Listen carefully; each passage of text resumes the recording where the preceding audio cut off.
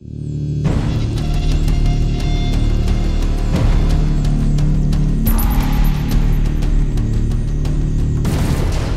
there, my name's Scott. Today I'm going to be doing a review on the Maxi Clearomizer, which I've received from www.clearvape.co.uk.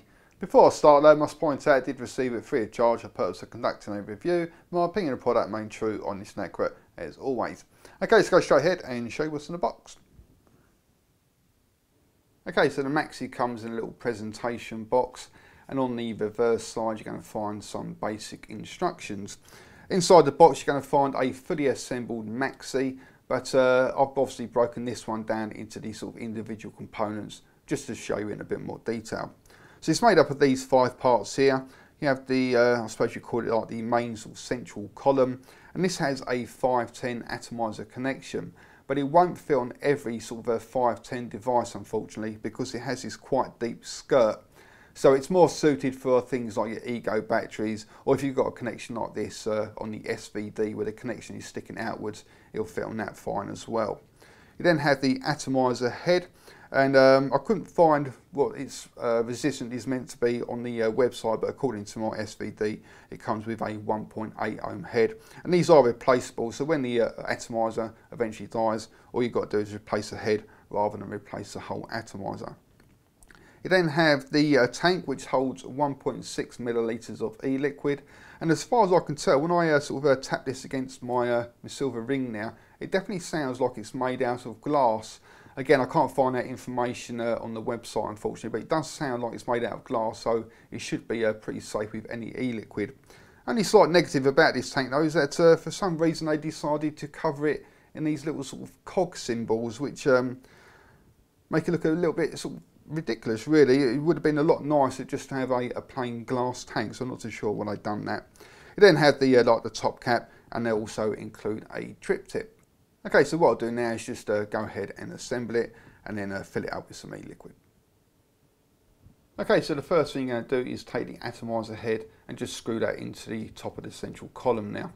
And that's the good thing about these sort of tank atomizers, is that when the atomizer eventually dies, all you've got to do is replace the head rather than replacing the whole lot. Not too sure why they've gone for the little tiny wick pieces though, because you know, as soon as the juice gets below a certain level, you're having to sort of tilt it more and more in order to feed the juice up to those wicks, in order to feed the actual heating coil. So it would have been a lot better if they'd gone for the sort of longer wick pieces that go all the way down to the bottom of the tank. Just going to be a lot less hassle. Okay, let's move on to the next step.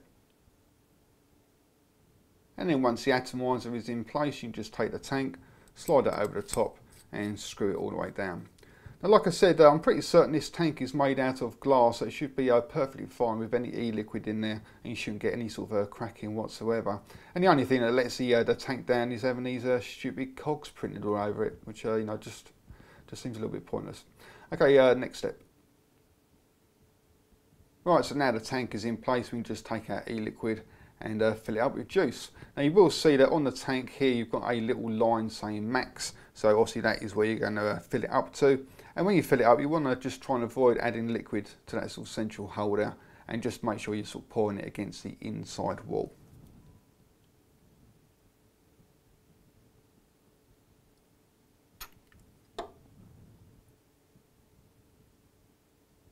And then once the tank is filled up with e-liquid, you can just take the top cap and screw that into place. And you should hopefully be able to see that the way the top cap is designed is going to sort of fit flush against that sort of rubber bung now, and that's obviously going to stop any leaks coming up through the mouthpiece. So that just screws into the top there, and make sure it's all nice and tight.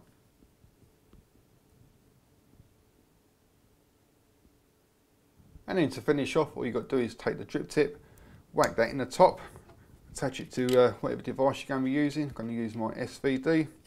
That's it, you're all ready for a nice vape. Okay, so that is the Maxi Clearomizer. Let's go ahead, see what the vape's like. Okay, so that was the Maxi Clearomizer, and what I'll do now is go ahead and show in action. So I'm going to be using it on my SVD, which is currently set at 10 watts. I've got the tank filled up with some 18mg strength tobacco flavoured e-liquid, just a PG e-liquid, and the resistance of the coil, according to my SVD, is reading 1.8 ohms.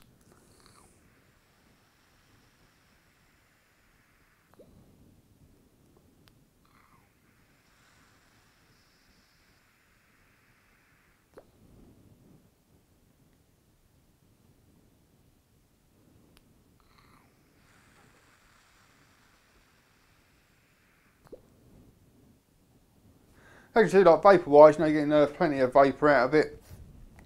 The amount of vapour you're going to get will be sort of fairly dependent on your sort of own sort of setup, you know, with regards to what sort of e-liquid you're using, whether it's a PG-based e-liquid or a VG-based e-liquid. VG tends to produce a sort of a thicker, denser vapour. And also it's going to be quite dependent on what sort of device you're using. If you're using like a variable voltage or variable wattage, you know, what sort of setting you got it set to. If you're using a mechanical device, obviously it's going to be dependent on the actual charge left of the battery. But nevertheless, with the setup we've got here, getting plenty of vapour.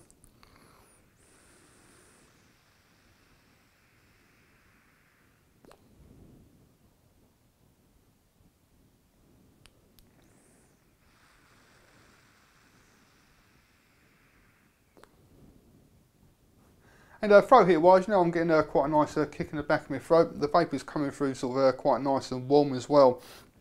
Again, it will be sort of fairly dependent on what sort of device you're using and obviously the settings you've got it set to. But, you know, again, with the setup I've got here, getting a nice strong kick in the back of my throat.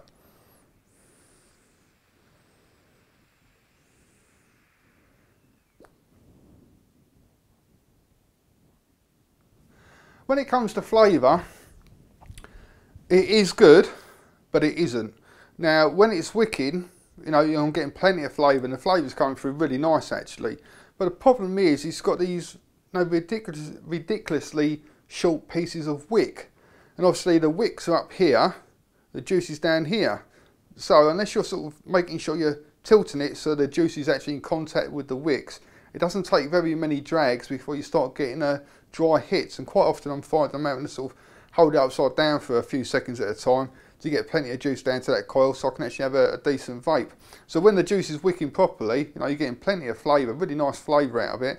But you know, unless you're making sure that the liquid is feeding those wicks all the time, you know, very quickly you start getting that, it's not getting any sort of dry burnt taste, but you can taste the flavour sort of quickly vanishing basically.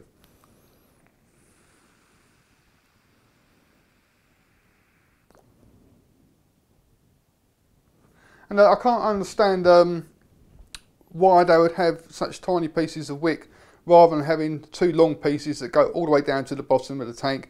Then it doesn't matter how much juice you got in there, it's still going to be feeding liquid to the heating coil. Now I've tried other sort of similar style sort of tank atomizers in the past. Well, I think when they all first come out they had these like tiny pieces of wick just at the top there. And it didn't seem to be too much of an issue, and I think the main reason for that was because the tank would sort of curve in at the top, and obviously you wouldn't have to tilt it as much for that juice to actually feed up to those little pieces of wick. Whereas on this one, where the tank is straight up on both sides, it means you are having to sort of overcompensate to get that sort of angle of tilt to get the juice up there, and especially as your juice runs down, you've got to sort of tilt it more and more and more. So, you know, if this had slightly longer pieces of wick, it'd be a really nice vape.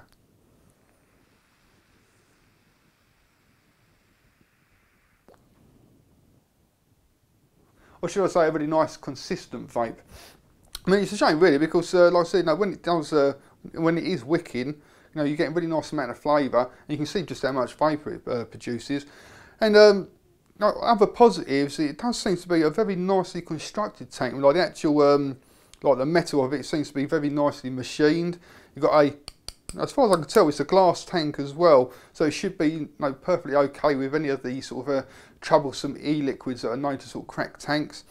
And the only sort of slight negative with the tank is these epoxy designs all over it. I can't understand that at all. I mean, like it'd be a really nice looking Clearomizer without these markings on, and it's as though somebody's, you know, designed it, come up with this really nice looking tank, and I thought, oh, it's missing something. What can I put on that?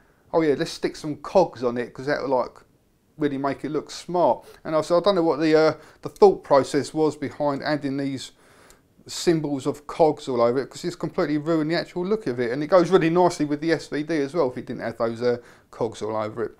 So, you know, it needs longer wicking pieces, it needs to get rid of the cogs, and it'd be a really nice I'm going to just give it a little bit of a upside down motion. It's going to be a really nice sort of tank atomizer to use.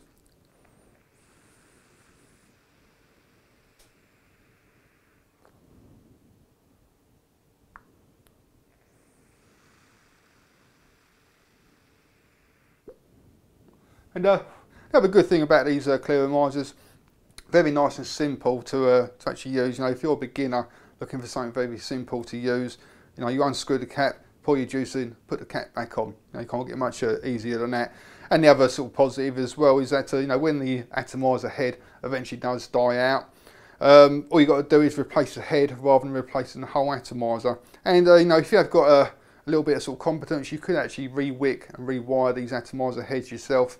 You know, if you just go along to like wires.co.uk, get some wire, get some wick from one of the other sort of suppliers out there, make up your own coil, save yourself even more money, even though they are sort of pretty cheap to begin with in the first place. But the advantage of doing it yourself though is that you can actually make it with the longer pieces of wick, which it will definitely be a big improvement. Not a great deal else I can really sort of tell you about them. If you fancy trying one out for yourself, go along to www.clearvape.co.uk. Thank you very much for watching, and also come along and visit my website at www.e-cig-reviews.com. That's e-cig-reviews.com. Cheers guys, happy vaping, see you later.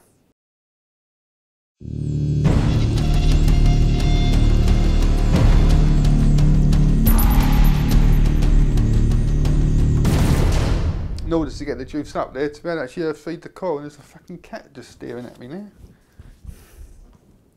Put me off.